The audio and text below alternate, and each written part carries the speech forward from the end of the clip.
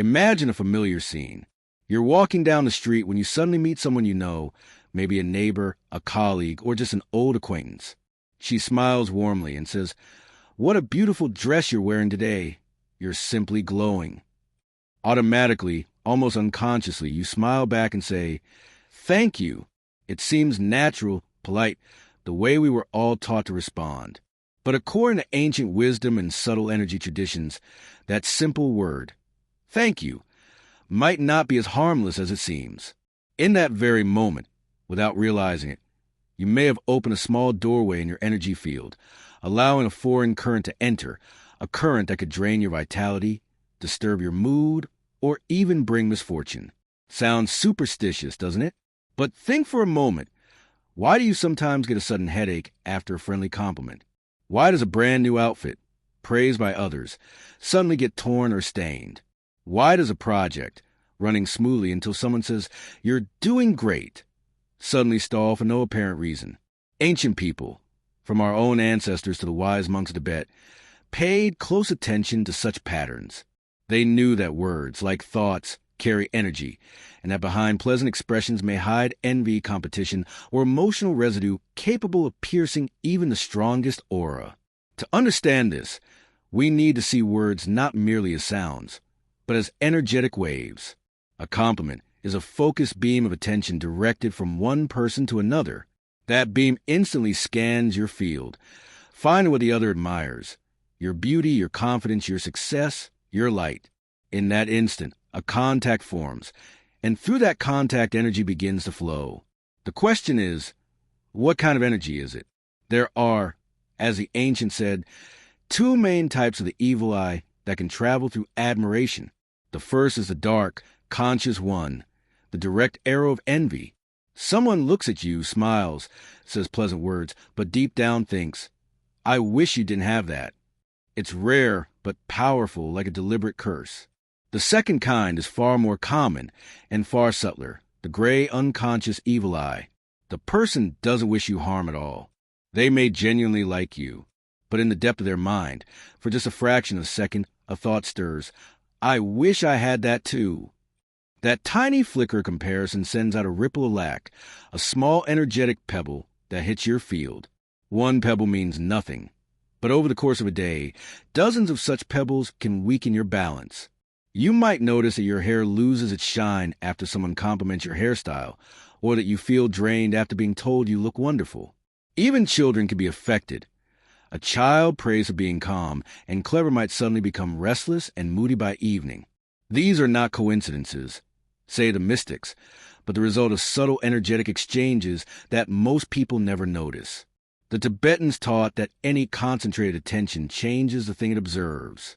A gaze filled with admiration, but tinged with envy, can, like a sunbeam through a magnifying glass, draw out the life force from a flower, causing it to wilt. Humans, being far more complex than flowers, are even more sensitive.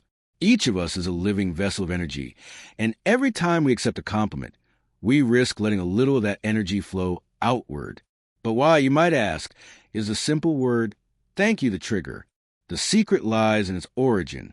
Thank you in Russian, "СПАСИБО," comes from Spacei Bog, meaning God save you. In the old world, this was a genuine blessing. But think about what it implies. When you say, while everything is fine, when you are strong, radiant, successful, you unconsciously declare, "I need saving." You signal weakness, inviting the universe to rescue you from a state that wasn't dangerous to begin with. Linguistically and energetically, you step in the role of someone vulnerable in need of help. The universe, always listening, responds to that vibration. That's why, from an energy-based perspective, the word can subtly open cracks in your protective field. Energetically, 3 things happen when you say thank you. First, you acknowledge a debt. You position yourself as a receiver, the one who owes something. The other person has given you their words, and you repay them with energy, without realizing it. You start an exchange without knowing whether their words carried pure admiration or hidden envy. Second, you open the gates of your energy field. The vibration of thank you acts like a password that says, "I am open." If there was negativity in that compliment, it slips inside smoothly. And third, you interrupt the flow of abundance. The universe offered you a gift, beauty, success, health, but instead of anchoring it within yourself, you immediately send it back out through gratitude, weakening its presence in your life. Some may say, then maybe I should say blagodario instead of SPASIBO. Indeed, blagodario, which means I gift goodness, is a much stronger, healthier word. It reflects power and self-sufficiency. You share from fullness, not from need. It's excellent for people you trust, family, close friends, genuine well-wishers. Yet even this word, say the sages, doesn't fully protect you from the sting of hidden envy. It covers your field with warmth, but not with armor. To achieve full protection, you need to master the art of energetic anchoring and mirroring. Subtle linguistic shields that look completely ordinary in conversation, but work powerfully beneath the surface. Anchoring phrases are those that keep your blessings attached to you. Instead of saying, thank you, when someone says, what a beautiful dress, try smiling and saying, yes, I love it too. Notice a shift. You're not accepting or rejecting their energy. You're simply affirming your own joy. The compliment's power stays with you. Another say phrase is, I'm glad you noticed. Here, the focus shifts from you to the other person's perceptiveness. You acknowledge their awareness without giving away your energy. These small linguistic tweaks make a big difference in how energy circulates between people. Then come the mirror phrases, the ones that bounce energy back where it came from. The simplest and most universal is the same to you, or I wish you the same, twice over. Such responses act like clean mirrors. If the compliment was pure, the person receives a wave of goodness in return. If it was tainted with envy, the negative vibration rebounds instantly, dissolving its power over you. Another refined option is, thank you for your kind words. Though it contains the word, thank you, notice the subtle distinction. You are thanking not for the compliment itself, but merely for the words. You accept the form, but not the energetic content. It's politeness without energetic vulnerability.